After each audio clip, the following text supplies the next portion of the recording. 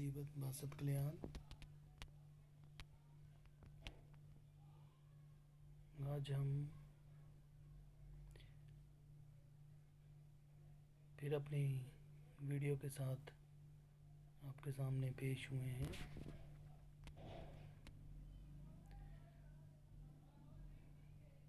मैं लाहौर का रहने वाला हूँ, पाकिस्तान लाहौर का।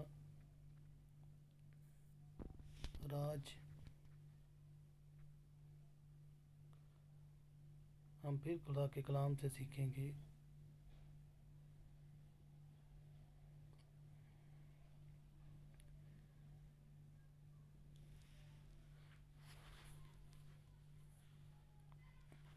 कि ज़िंदगी कैसे मिलती है।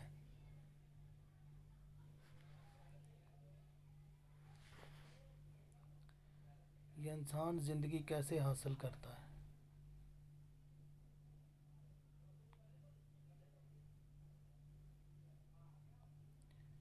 ये ज़िंदगी पर हम गौर करेंगे।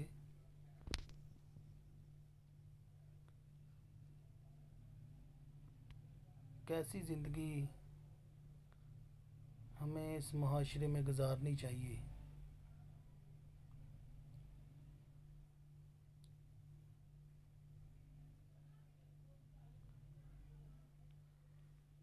इस मुआशरे में हमें अलीम बनकर रहना चाहिए।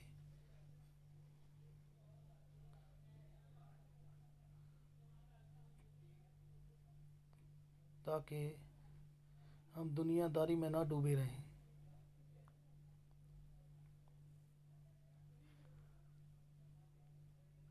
हम जीवित रहें और उसके नाम को इज़्ज़त और जलाल देते रहें और उसके नाम की महिमा गाते रहें।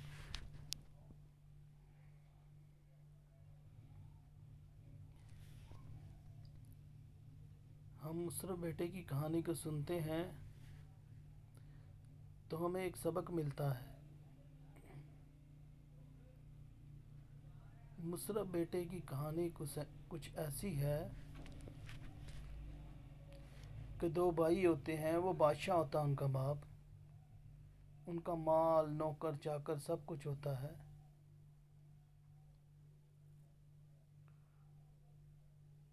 और ज़िंदगी के सारे ऐशो शोहरत होती है, दौलत होती है। और उनका बड़ा बेटा जो है वो खेती बाड़ी करता है। वो अपने बाप की जायदाद को संभालता है, उसके खेत खलिहान संभालता है। और जो छोटा बेटा है वो यैशखोर होता है, अपने दोस्तों के साथ बाहर जाना, शराब पीना, मस्ती करना और अपने बाप के पैसे को लगाना। एक दिन उसके जहन में ख्याल आया कि मैं क्यों ना अपने बाप से अपना हिस्सा मांग लूं।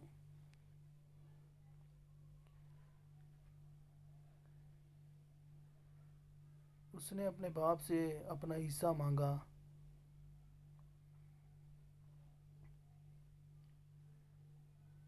और चला गया।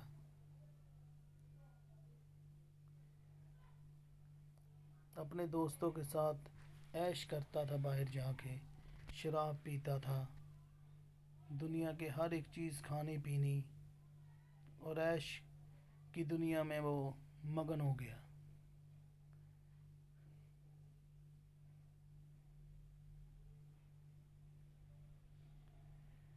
एक दिन ऐसा आया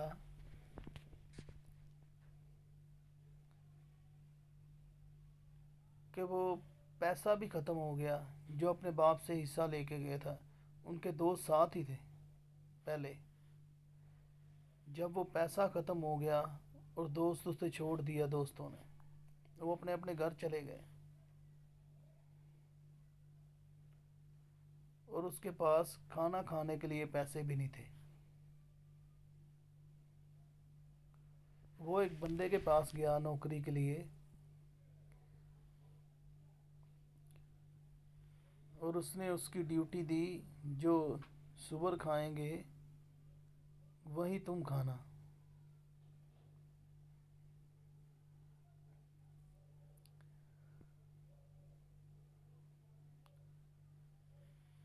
वो उसे छोड़ देते हैं उधर जंगल बियाबान में, जहाँ पे वो सुअर फलियाँ खाते हैं और वो भी वही कुछ खाता है। फिर वह सोचता है कि मेरे बाप के घर में इतने नौकर चाकर हैं, तो नौकर इतना खाना खाते हैं, अच्छी पोशाक पहनते हैं, सब कुछ अच्छा, खाना पीना पैसा सब कुछ है उनके पास, तो क्यों ना मैं अपने बाप को कहूँ कि मुझे अपने इधर, मैं अपने बाप के पास जाऊँ और मेरा बाप मुझे माफ़ कर दे।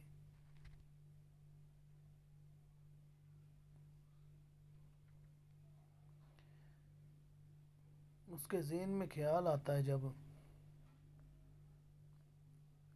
और उसका बाप भी उसका इंतज़ार करता होता है। और जब वो अपने घर आता है और उसका बाप दूर से ही देखता है, वो नीचे भागता चला आता है।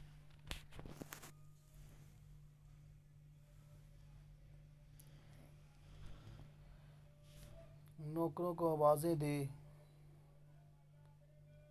जाओ अच्छी पोशाक लेके आओ, सोने की अंगूठियाँ लेके आओ। उसने अपने बाप से माफ़ी मांगी, जो अच्छी चीज़ें लेके आओ, हार, मुंदरियाँ, छल्ले सोने के, अंगूठियाँ,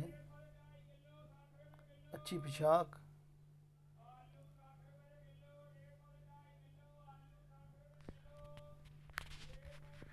वो फिर जब पोशाक लेके आते उनके पहनाते हैं, अंगूठियाँ भी पहनाते हैं, और कह रहे कि एक बकरा भी हलाल करो।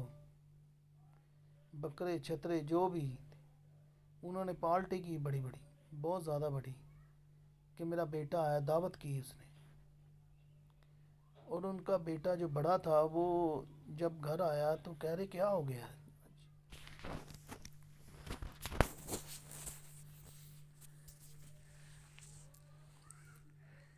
कह रहे कि तेरा छोटा भाई वापस लौट आया है और उसकी खुशी में जे दावत की गई है।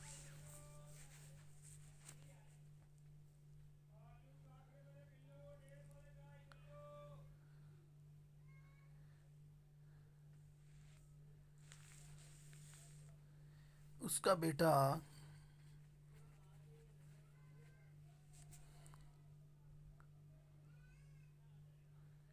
गुस्से में आ जाता है।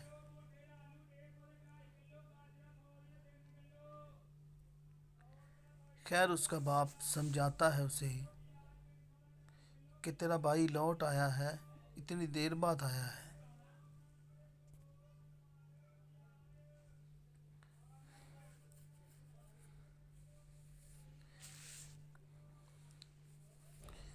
जिंदगी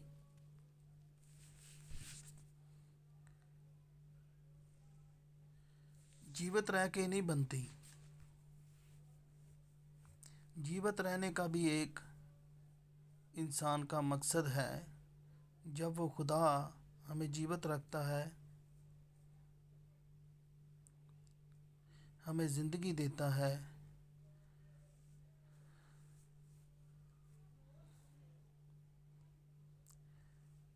और हम मुसरफ बेटे की तरह ना करें कि खुदा से अपना हिस्सा मांगें। हिस्से का मतलब, मेरा मतलब मिसाल दे रहा हूँ, मेरा मतलब है कि जब खुदा से हम पैसे, खुदा हमें देता है, गाड़ियाँ देता है, बंगले देता है, तो हम खुदा को भूल जाते हैं।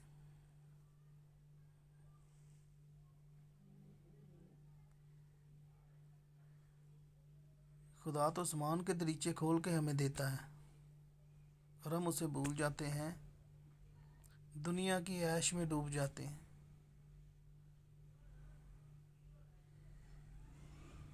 वैसे ही जैसे मुशर्रफ बेटे ने किया, छोटे बेटे।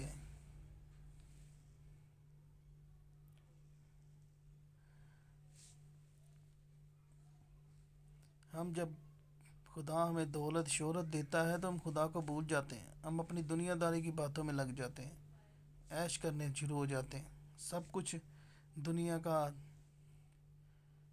अपने अंदर अपना लेते हैं सारा माहौल। जब पैसा ख़त्म होता है तो फिर हमें खुदा के आगे झुक जाते हैं कि खुदावन मुझे माफ़ कर दे।